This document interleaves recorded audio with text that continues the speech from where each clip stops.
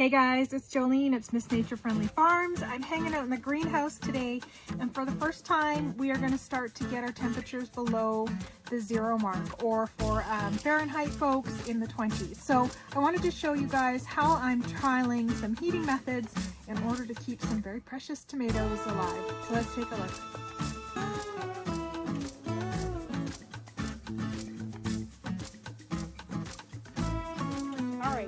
I wanted to first show you what we're kind of trying to keep going. So we have some tomato plants.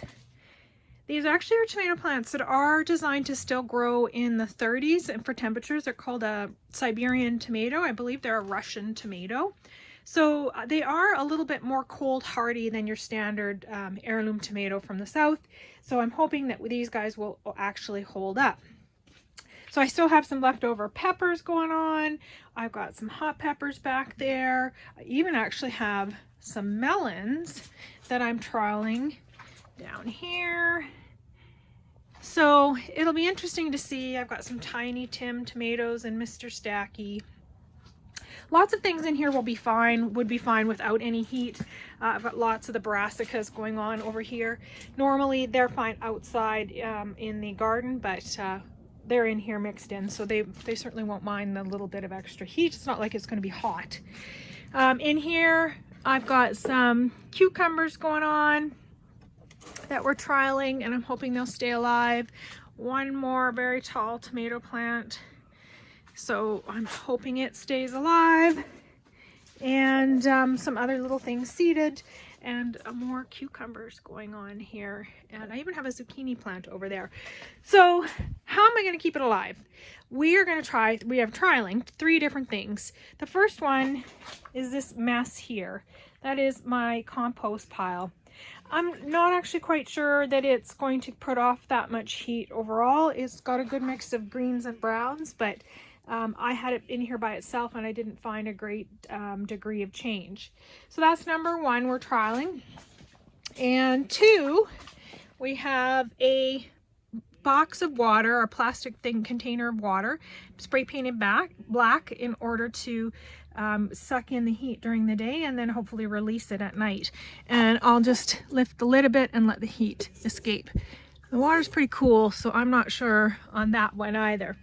But the one thing I'm going to put my money on, dun dun dun, it's very festive in the greenhouse. So today I put lights, Christmas lights, within the greenhouse. Not only does it make working in the evening much easier, but it actually has a huge difference in heat. I already noticed the heat change right off the bat. Now these are older style lights. You can feel the heat coming off of them, so that's fantastic.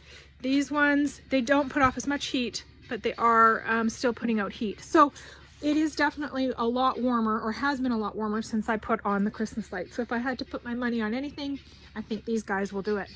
So the true test will be, will these guys survive the night? We'll check them out in the morning and see how we do.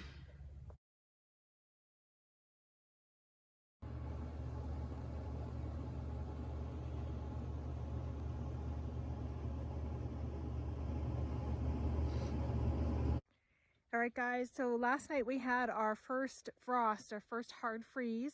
The garden definitely took a hit, as I expected. Nothing that we didn't mean to take a hit, but I'll show you guys how the frost killed off a few things, and then we're going to go in the greenhouse and see if our heating methods kept our plants alive. Let's take a look first at the garden.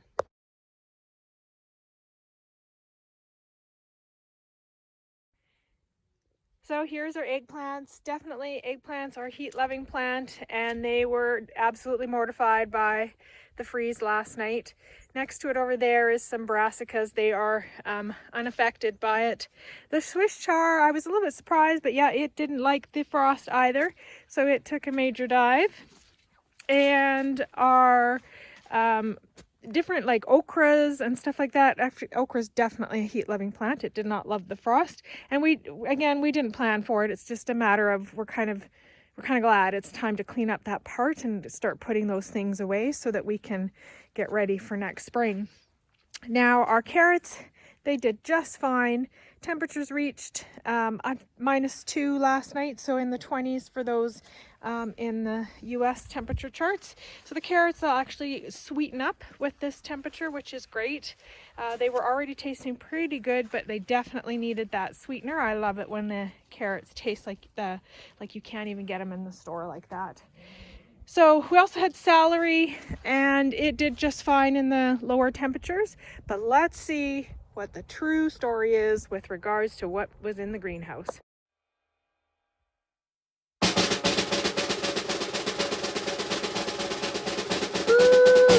It's warm in here and it feels great. So we are super thrilled. Everything made it through. It doesn't even look like anything was bothered. The tomato plants look healthy and fine.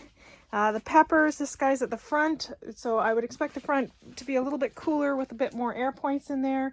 The melons are okay hanging in there. My lettuce is looking a little sad. I need to swap that out with the next round. But and of course there's lots of things in here that will be unaffected by any of this, like anything in the brassica family won't be affected.